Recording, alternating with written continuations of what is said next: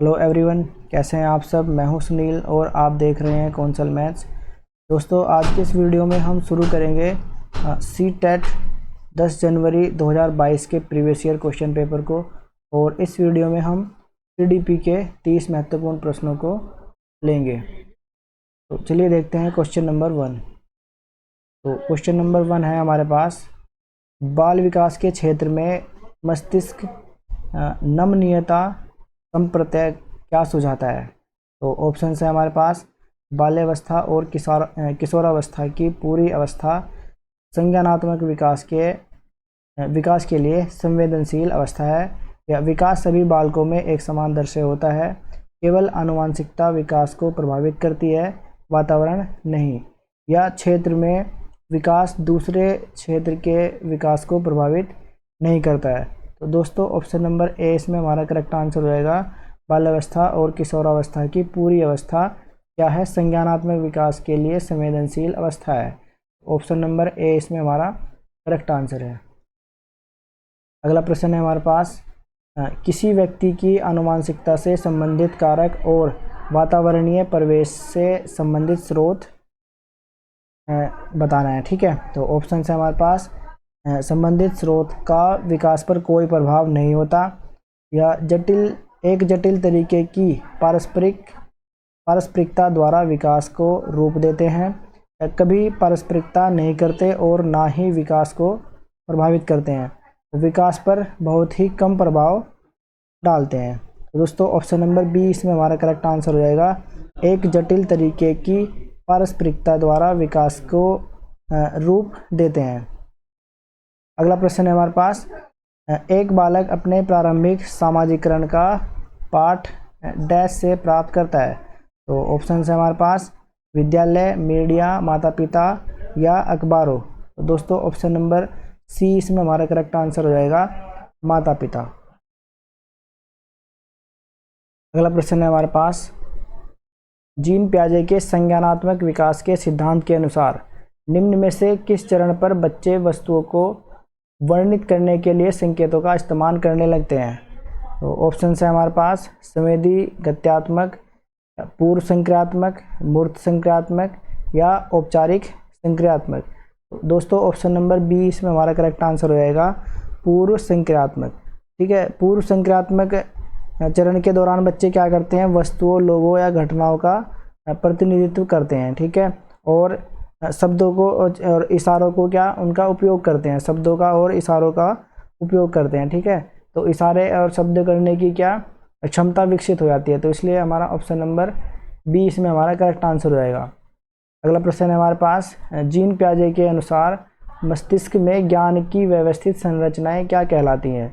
तो ऑप्शन है हमारे पास, संचालन, स्कीमा, अनैच्छिक सहज क्रियाएं या संप्रत्यय। तो दोस्तों, ऑप्शन नंबर बी इसमें हमारा करेक्ट आंसर हो जाएगा, स्कीमा। अगला प्रश्न है हमारे पास, समीपस्थ विकास का क्षेत्र अधिगम में संप्रत्यय की चर्चा निम्न में से किसने की है। तो ये बताना है, समीपस्थ विकास क्षेत्र की जो अधिगम का संप्रत्यय वो किसने दिया है। ठीक है, ये मनोवैज्ञानिक दे रखे हैं हमारे पास, लॉरेंस कोलबर्ग, ले वाइगोस्की, जीन पियाजे या हावर्ड गार्डनर। दोस्तों, ऑप्शन नंबर बी इसमें हमारा करेक्ट आंसर हो जाएगा। जो समीपस्थ विकास के क्षेत्र का जो सिद्धांत दिया है वो किसने दिया है? ले वाइगोस्की। तो ऑप्शन नंबर बी इसमें हमारा करेक्ट आंसर है। अगला प्रश्न है हमारे पास, चिंतन प्रक्रिया का वर्णन करते हुए ले वाइगोस्की स्पष्ट रूप से डैश की महत्वता पर जोर देते हैं। तो बताना है कि किसकी महत्वता पर जोर देते हैं, संस्कृति या परिपक्वता, नकारात्मक प्रतिपुष्टि या पुनर्बलन। दोस्तों, ऑप्शन नंबर ए इसमें हमारा करेक्ट आंसर हो जाएगा। ले वाइगोस्की स्पष्ट रूप से किस पे जोर देते हैं? संस्कृति पे। ठीक है, तो ऑप्शन नंबर ए इसमें हमारा करेक्ट आंसर है। अगला प्रश्न है हमारे पास, निम्न में से किसने बच्चों और वयस्कों में नैतिक तार्किकता का वर्णन करने के लिए विकास के चरणों का एक क्रम सुझाया है, क्रम सुझाया था। तो ये बताना है। ऑप्शन है हमारे पास, B F Skinner, Howard Gardner, Lawrence Kohlberg, या लेओ वाइगोत्स्की। दोस्तों ऑप्शन नंबर सी इसमें हमारा करेक्ट आंसर हो जाएगा, लॉरेंस कोलबर्ग। अगला प्रश्न है हमारे पास, अभी कथन दे रखा है, एक अध्यापक को कक्षा में कई प्रकार की अध्यापन अधिगम सामग्री और शैक्षिक संसाधन प्रदान करने चाहिए और विद्यार्थियों को उन्हें जांचने के लिए या प्रोत्साहित करना चाहिए। तो तर्क दे रखा है, एक सहायक माहौल में विद्यार्थी ज्ञान निर्माण करने में सहायक होते हैं। तो बताना है कि ए और आर दोनों सही हैं, आर ए की सही व्याख्या करता है, या ए और आर दोनों क्या है, गलत हैं। आर ए की सही व्याख्या, लेकिन आर ए की सही व्याख्या करता है, या ए सही है आर गलत है, या ए और आर दोनों गलत हैं। दोस्तों इसमें ऑप्शन नंबर ए हमारा करेक्ट आंसर हो जाएगा। क्या ए और आर दोनों क्या हैं, सही है। ठीक है, ए भी हमारा सही दे रखा है अभी कथन, और जो तर्क दे रखा है कि एक सहायक माहौल में विद्यार्थी ज्ञान का निर्माण करने में सक्षम होते हैं, तो ये भी सही बात दे रखी है। तो इसलिए ए जो क्या कर रहा है, सही व्याख्या कर रहा है आर की। ठीक, ऑप्शन नंबर ए इसमें हमारा करेक्ट आंसर हो जाएगा। अगला प्रश्न है हमारे पास, बुद्धिलब्धि IQ परीक्षण की आलोचना करने का आधार क्या है। तो ऑप्शन है हमारे पास, पक्षपाती मानदंड, गुणात्मक आकलन का प्रयोग, सांस्कृतिक संवेदनशीलता को ध्यान में रखना, या बच्चे के सामाजिक परिप्रेक्ष्य को शामिल करना। तो दोस्तों ऑप्शन नंबर ए इसमें हमारा करेक्ट आंसर हो जाएगा, पक्षपाती मानदंड। अगला प्रश्न है हमारे पास, ले वाइगोत्स्की के अनुसार भाषा का बताना है कि भाषा क्या है। ठीक है, या किसको इंडिकेट करती है। ठीक है, ले वाइगोत्स्की के अनुसार भाषा चिंतन में बाधक है, चिंतन को सुसाधित करती है, चिंतन को सुसाधित करने में कोई भूमिका नहीं निभाती है, या भाषा का चिंतन पर बहुत कम प्रभाव पड़ता है। दोस्तों ले वाइगोत्स्की के अनुसार भाषा चिंतन को सुसाधित करती है, तो ऑप्शन नंबर बी इसमें हमारा करेक्ट आंसर हो जाएगा। अगला प्रश्न है हमारे पास, वैकल्पिक विषयों के चुनाव में लड़कियों के लिए गृह विज्ञान का विषय और लड़कों के लिए शारीरिक शिक्षा के विषय को सीमित कर देने की प्रथा किस पर आधारित है, तो ये बताना है। ठीक है, ऑप्शन है हमारे पास, जेंडर रूढ़िवादिता, ऑप्शन नंबर ए इसमें हमारा क्या, स्टीरियोटाइप वाला, ये हमारा करेक्ट आंसर हो जाएगा, जेंडर रूढ़िवादिता।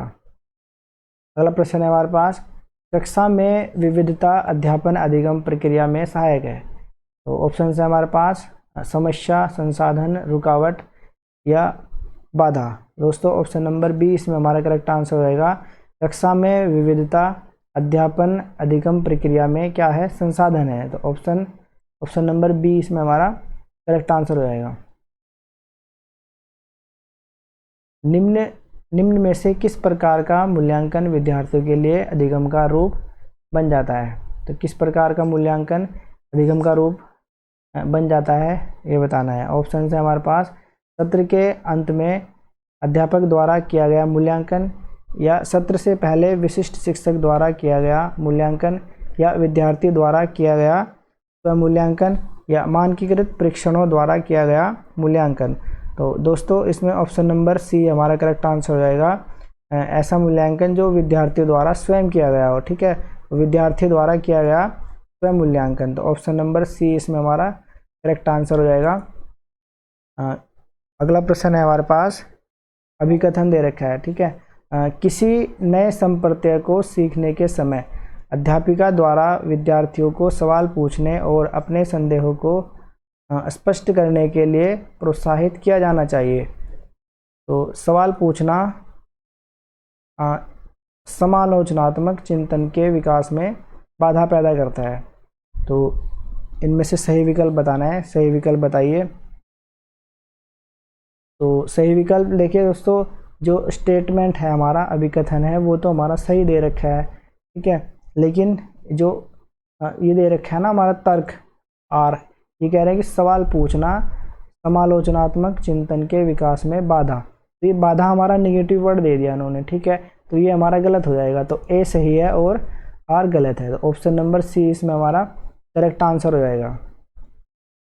अगला प्रश्न है हमारे पास, वंचित समूहों से संबंधित विद्यार्थियों के सफल समावेशन हेतु निम्न में से क्या बाधा बन जाती है? तो ऑप्शंस दे रखे हैं। सांस्कृतिक और धार्मिक विविधता को स्वीकार करना, उनके सामाजिक समूहों से संबंधित प्रेरणा स्रोतों की अभिस्वीकृति, विभिन्न प्रथाओं में अंतरों को प्रकाशित करना और उनमें पदानुक्रमता स्थापित करना, एक साझी राष्ट्रीय अस्मिता मनोगत करना और संबद्धता के भाव को बढ़ावा देना।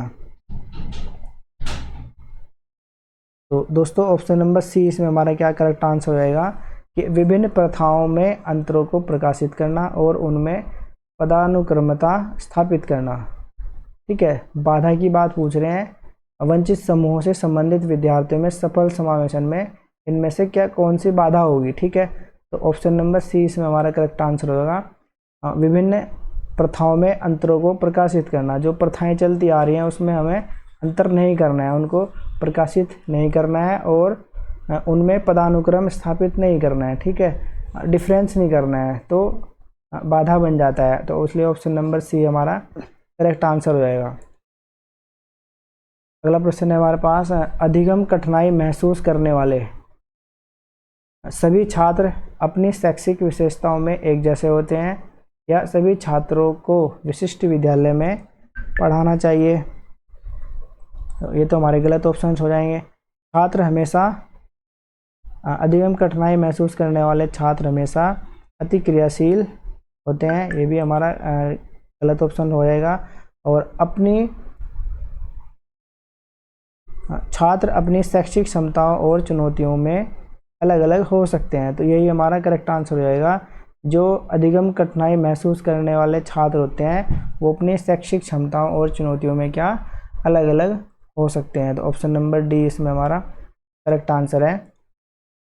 अगला प्रश्न है हमारे पास, कमतर दृष्टि से जूझते विद्यार्थियों के सफल समावेशन हेतु यह महत्वपूर्ण है, तो इनमें से ऑप्शंस में से बताना है कि कौन सा हमारा महत्वपूर्ण होगा। कक्षा में उपयुक्त सहायक उपकरण मौजूद हों, इन विद्यार्थियों का पृथक्करण किया जाए, बोर्ड से काफ़ी दूर उनकी सीट स्थिर कर दी जाए या केवल दृश्य प्रस्तुतिकरण द्वारा ही पाठ पढ़ाया जाए। दोस्तों ऑप्शन नंबर ए इसमें हमारा करेक्ट आंसर हो जाएगा। क्या करना है, जो कम दृष्टि वाले बच्चे हैं, ठीक है, जिनको कम दिखाई देता है, उनकी बात हो रही है, दृष्टिबाधित बच्चों की बात हो रही है, तो उन विद्यार्थियों के सफल समावेशन हेतु क्या महत्वपूर्ण है ये बताना है। तो कक्षा में उपयुक्त सहायक उपकरण मौजूद होने चाहिए इन बच्चों के लिए जो क्या है कम दृष्टि वाले बच्चे होते हैं, तो ऑप्शन नंबर ए इसमें हमारा करेक्ट आंसर है।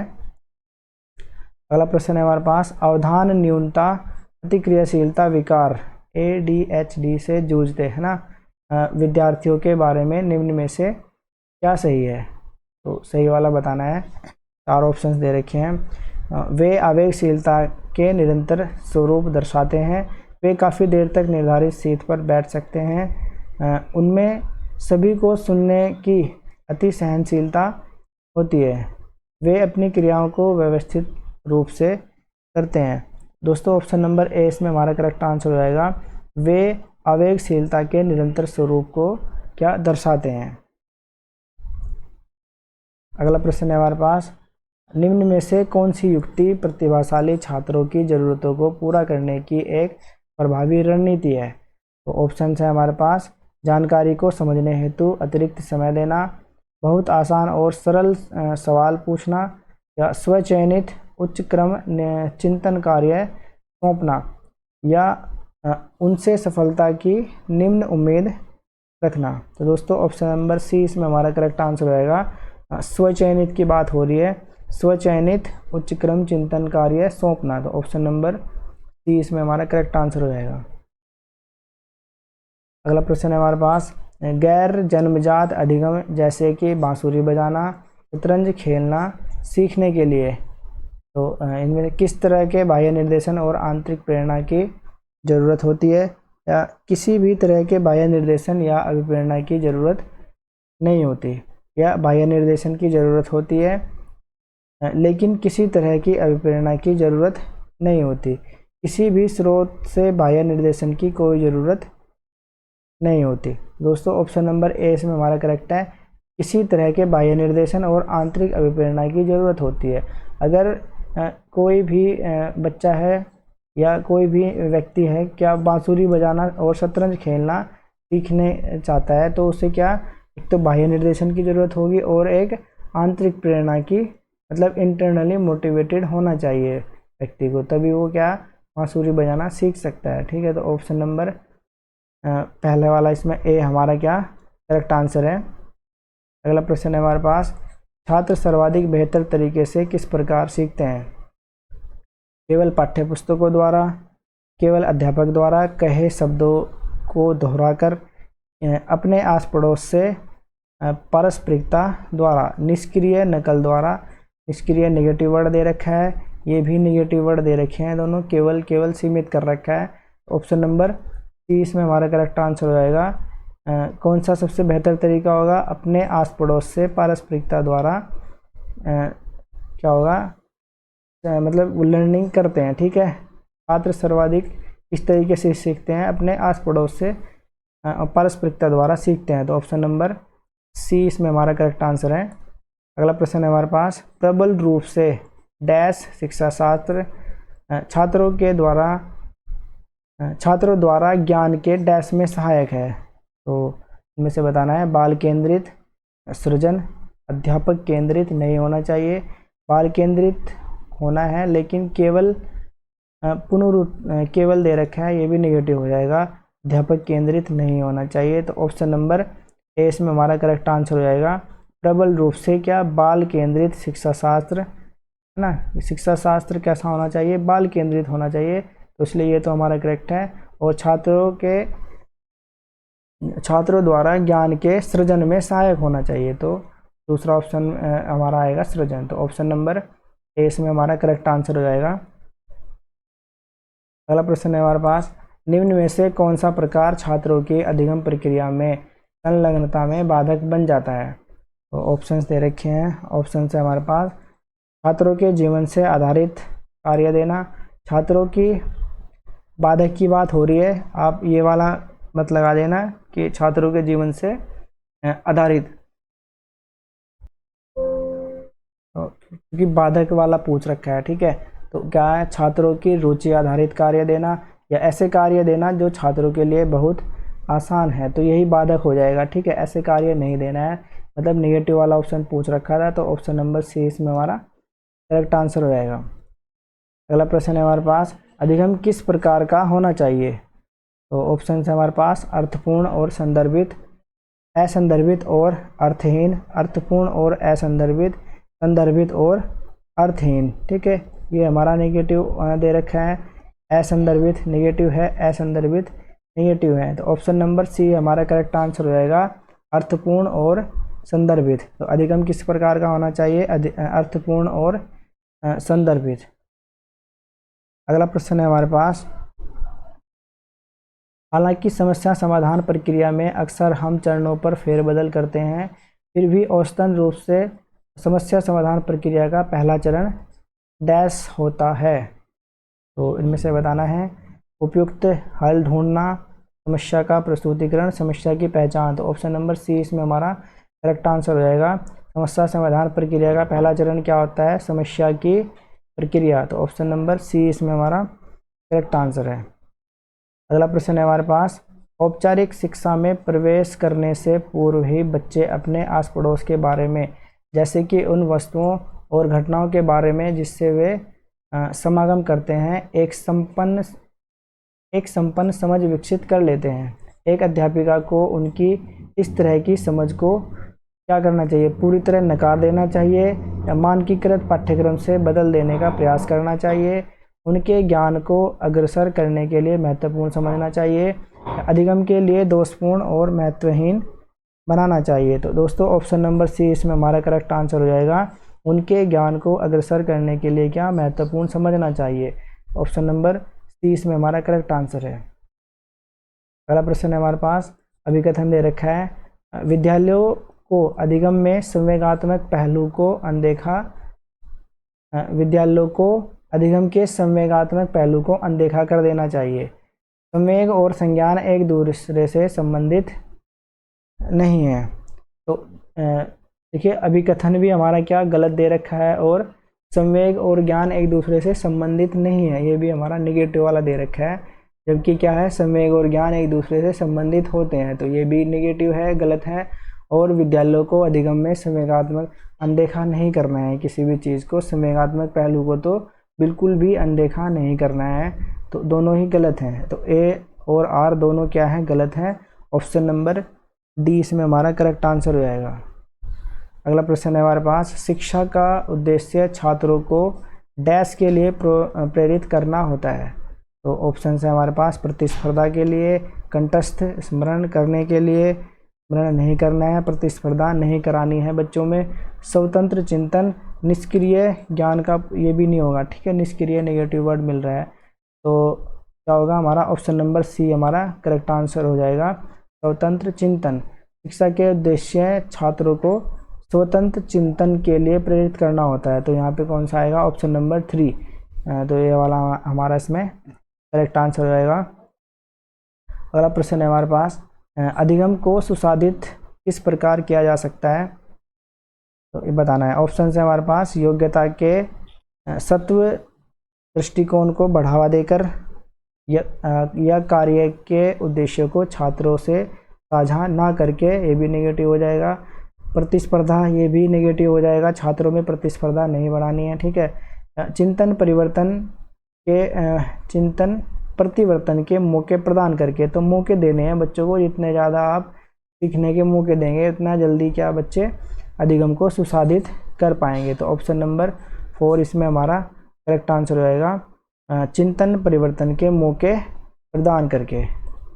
तो दोस्तों इस वीडियो में हमने CDP के 30 महत्वपूर्ण प्रश्नों को हल किया है। अगर आपको यह वीडियो अच्छी लगी है तो शेयर कीजिए अपने दोस्तों के साथ और सब्सक्राइब कीजिए हमारे चैनल को।